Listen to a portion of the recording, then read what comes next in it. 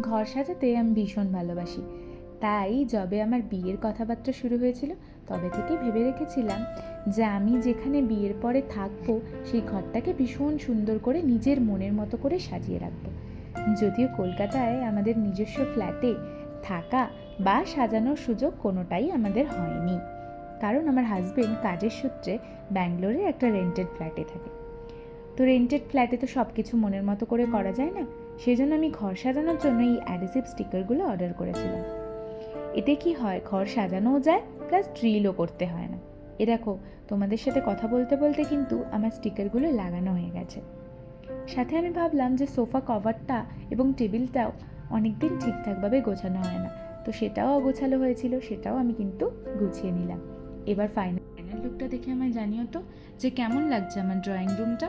আমার তো বেশ ভালোই লাগলো এই স্টিকারগুলো লাগিয়ে, তোমাদের কেমন লাগছে অবশ্যই কমেন্ট করে জানিও।